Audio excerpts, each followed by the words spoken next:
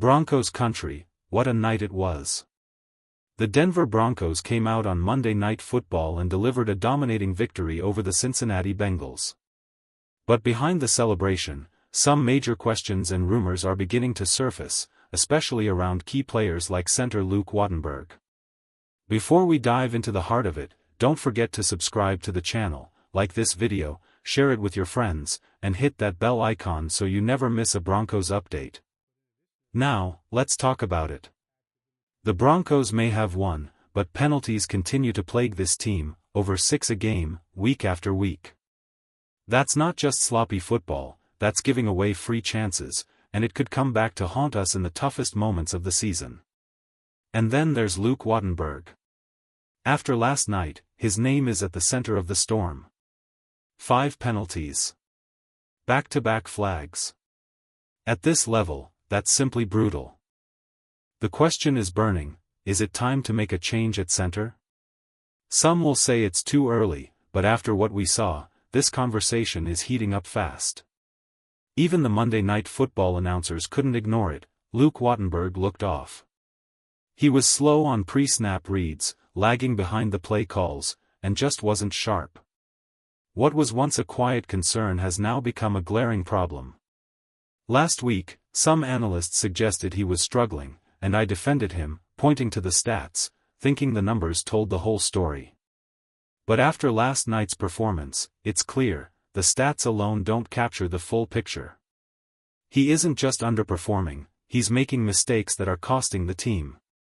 A critical part of Denver's struggles came in the run game.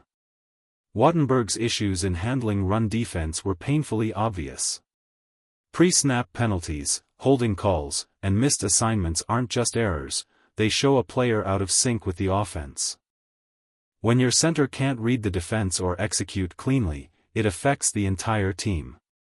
The warning signs were there, but last night confirmed it. Denver's offense is being held back, and Wattenberg's performance is a central factor.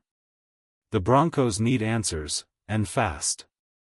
When it comes to the Broncos' offensive line, one name keeps coming up, Luke Wattenberg. The truth is, he's struggling more than anyone else on the line. Others like Ben Powers, Garrett Bowles, and Quinn Meinerz have been solid, and even McGlinchey had an average night. But Wattenberg's mistakes are too costly to ignore.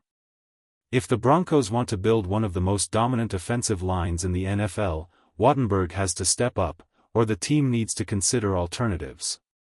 That brings up a big question: should the Broncos draft a center in 2026?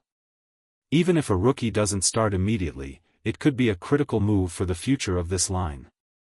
And now, let's turn to Evan Engram. After 4 weeks, the tight end hasn't lived up to the expectations set for him this season. One key area where he has struggled is right in his usual strength, making consistent plays when it matters most. While it's early, Broncos fans are watching closely, hoping he can turn things around and become the player they know he can be.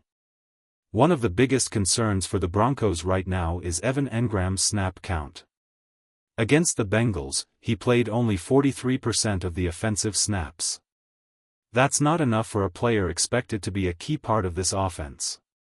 Sure, you could argue that rotating players against tough teams like the Chargers, Chiefs, or Bills makes sense. But the Bengals? This was an opportunity for Engram to build chemistry with Bo Nix and establish a rhythm, something that hasn't happened in the first 4 games. Could things improve? Maybe. But right now, it's clear he isn't fully healthy, and whatever is bothering him, whether it's the back or the calf, it's keeping him from being a factor in this offense. Meanwhile, Courtland Sutton continues to shoulder the load and remains the focal point of Denver's passing attack. This game also highlighted some of the Broncos' emerging offensive weapons. Marvin Mims showed flashes, Troy Franklin contributed, and RJ Harvey has become an intriguing option in the passing game. But at the tight end position, Evan Engram continues to lag behind. Engram isn't impacting the game as a receiver, and blocking isn't his strength, nor was he brought in to be a blocking tight end.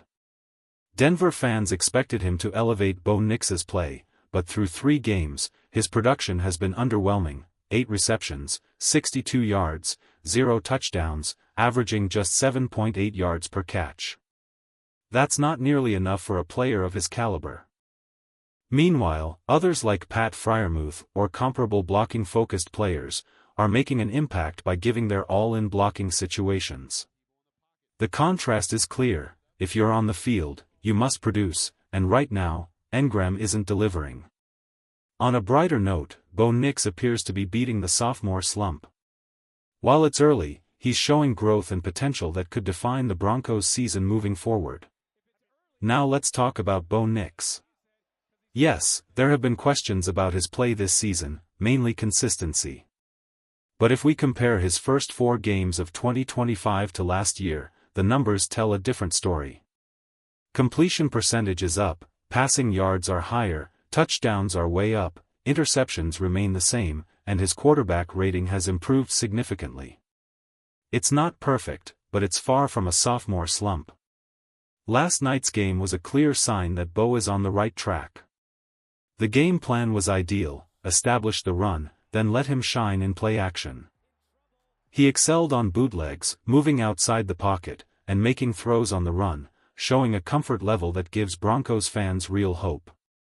Sure, some passes were dropped by Evan Engram and Troy Franklin, but Bo's performance was outstanding. What he's been missing this season, consistency, seems to be starting to fall into place. Last night, he showed the growth and potential that could define this season for Denver.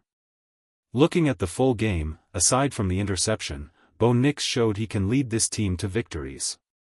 I'm very impressed with his growth, and we can expect even more as the season progresses, especially with the Philadelphia Eagles coming up, a real test for Denver's offense. If I had to grade Bo through the first 4 weeks, it would land around a B- to C+ range. There have been highs and lows, but last night's performance was a strong A, showing exactly why he's the future of this team. Broncos country, that's a wrap for today's episode. Don't forget to subscribe, like this video, share it with your friends, and hit the bell icon so you never miss an update on Denver's season. Stay passionate, stay loyal, and as always, go Broncos.